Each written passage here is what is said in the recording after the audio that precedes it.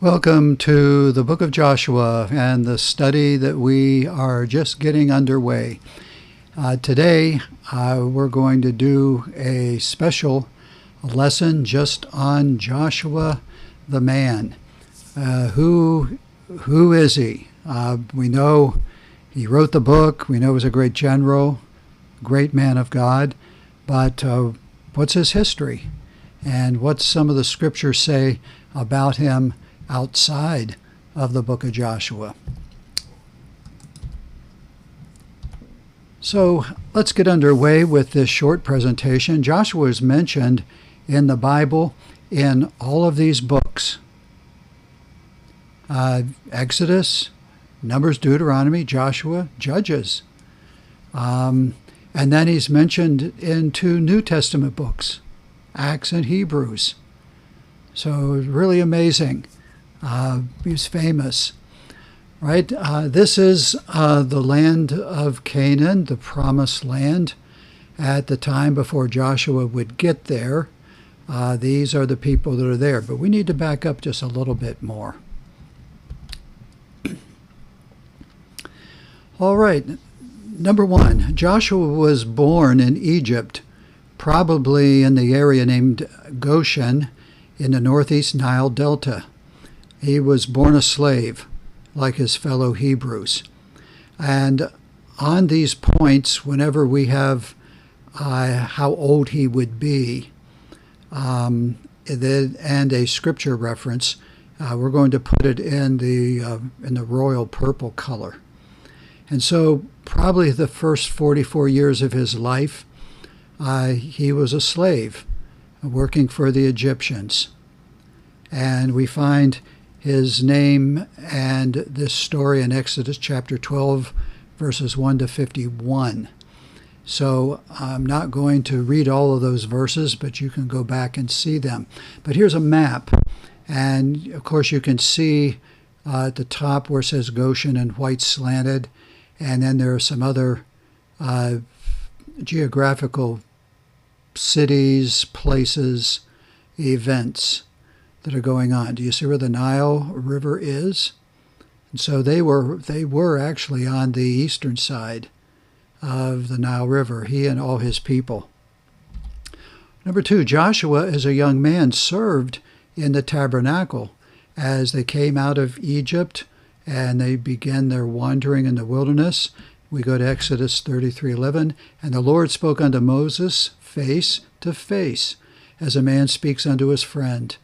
And he turned again into the camp, but his servant Joshua, the son of Nun, a young man, departed not out of the tabernacle. We find pre the book of Joshua that Joshua hangs out a lot with Moses.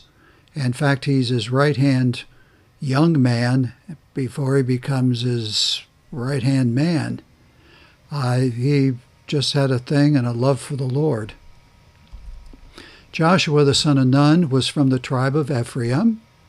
His name was originally, and of course we have in our Bible and in parentheses, Hosea. In the Hebrew, it's Hoshea.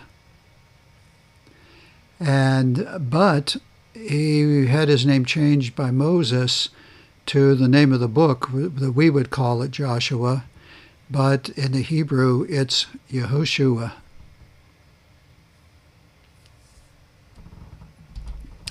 He was Moses' attendant for 40 days on Mount Sinai. So we're roughly in his age is advanced now, 45, 46, 47 and there, and would have to go to Exodus 24 for this. Follow with me this story. This is very interesting. Then the Lord said to Moses, "Come up to me on the mountain and be there, and I will give you tablets of stone, and the law and commandments which I have written, that you may teach them."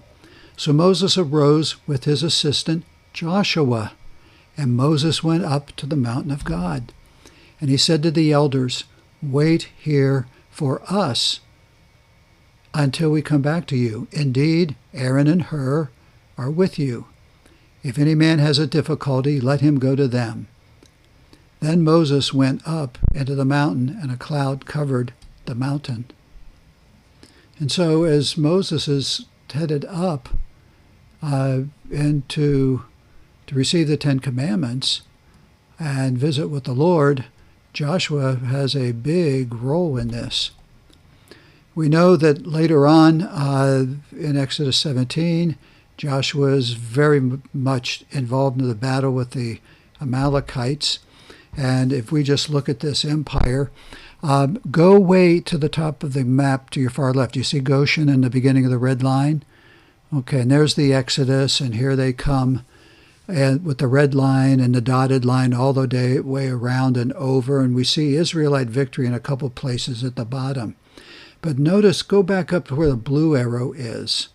The land of the Amalekites is all through this area, but it is really up in that zone, up in that territory. And so what they would do, you don't really want to fight a battle on your own turf, so you have to go meet your enemy. And so we see these victories. We see the Israelite victory if you start to the far right with the blue, and there is a victory. And then do you see the gray pattern that they are advancing against the Amalekites and chasing them? And they got that pattern that goes way up into their area and then comes back down. It's almost like they chased them that far down and beat them. Joshua was one of the 12 spies of Israel sent by Moses to explore the land of Canaan. It took 40 days. He's 47 now.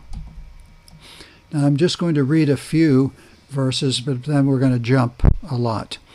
And the Lord spoke to Moses, saying, Send thou men, that they may search the land of Canaan, which I give unto the children of Israel. Of every tribe of their fathers shall you send a man, every one a ruler among them. And Moses, by the commandment of the Lord, sent them from the wilderness of Paran. All those men were heads of the children of Israel. Jumping ahead, 17.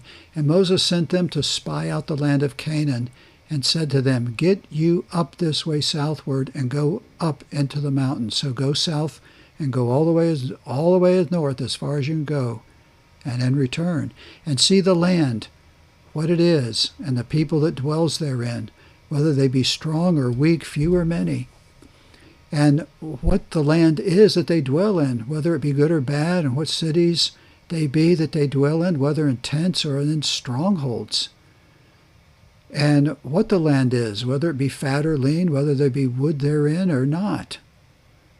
And be you of good courage, and bring of the fruit of the land. So bring back something they grow. Now the time was the time of the first ripe grapes. So they went up and searched the land from the wilderness of Zin unto Rehob, as men come from Hamath. And they ascended by the south and came unto Hebron, where Ahiman, Sheshai, Talmai, the children of Anak, were. Now Hebron was built 7 years before Zoan in Egypt. And they came unto the brook of Eshcol, and cut down from thence a branch with one cluster of grapes, and they bare it between two upon a staff, and they brought of the pomegranates and of the figs. And the place was called the brook Eshcol, because of the cluster of grapes which the children of Israel cut down from thence, and they returned from searching of the land after 40 days. So this is as far north as they went, and then they came back. They returned, and they spied the land out, and they did a good job of it. And they went and came to Moses and to Aaron, to all the congregation of the children of Israel, unto the wilderness of Paran, to Kadesh, and brought back word unto them and unto all the congregation, and showed them the fruit of the land. And they told him and said, We came into the land whither you sent us, and surely it flows with milk and honey, and this is the fruit of it. Nevertheless, the people be strong that dwell in the land, and the cities are walled and very great, and moreover, we saw the children of Anak there, they're giants. The Amalekites dwell in the land of the south, and the Hittites and the Jebusites and the Amorites dwell in the mountains, and the Canaanites dwell by the sea, by the coast of Jordan. And Caleb stilled the people before Moses and said, "Let us go up at once and possess it, for we are well able to overcome it." But the men that went up with him said, "We be not able to go up against the people, for they are stronger than we." And they brought up an evil report of the land which they had searched unto the children of Israel, saying, "The land to which we have gone to search it is a land that eats up the inhabitants thereof, and all the people that we saw in it are men of great stature. And there we saw giants, the sons of Anak, which come of the giants, and we were in our own sight as grasshoppers. So we were in their sight." Well, what happened is that did it, except for Joshua and Caleb. Everybody was going to wander in the wilderness for 38 years more. And it would be Joshua and Caleb, the only ones that would get to enter in. Everybody else will have to die off. In the space in which we came from Kadesh Barnea until we were come over the brook Zered was 38 years, until all the generation of the men of war were wasted out from among the host, as the Lord swore unto them. Number 8, toward the end of the wanderings, Moses named Joshua to succeed him. And he used this phrase, that Joshua was a man in whom is the Spirit. And the Lord said to Moses, "Take you, Joshua, the son of Nun, a man in whom is the Spirit, and lay your hand upon him, and set him before Eleazar the priest, and before all the congregation, and give him a charge in their sight." So he was to take, the priest was to bring him and Moses, and they were to say, "He's next in charge. When we're gone, he leads." And Joshua does lead Israel into the promised land. He's 85 now. I think he took a good look at it. You could see the Jordan River and saw what kind of land it was. We're going to see what the stones mean later on, and that is the Jordan River. Number 10 was the conquest of Canaan. It was 7 years of war. Takes him to 85 to 92. He divides the promised land to the tribes on the western side of the Jordan. He's 92 at this point. In his last words, Joshua gives 3 farewell speeches, including warnings. He's now age 110. So the Lord's going to be taking him home. We know that the land was divided up. The 12 tribes were settled. Almost all the land, not all of it, had been conquered.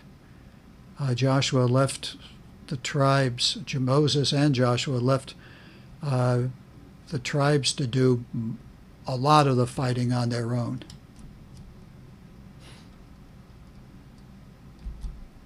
And so our summary on this man, we've just seen a glimpse of it. We'll see more as we get into the book. He began life as an Egyptian slave, became a personal assistant of Moses, a great military general commander, to Moses' successor, the leader of Israel.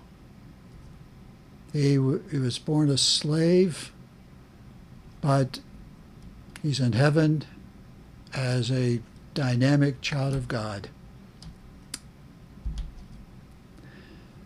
So this is where you can find me in my email address. If I can answer any questions, you have comments, or I'll be glad to send you actually a hard copy of these lessons. They are taught to my adult Bible class.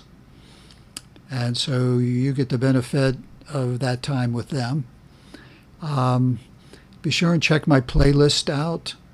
You are in my YouTube channel right now, and just find playlist. You'll find, depending how far we are and when you're watching this, all this whole book will be done.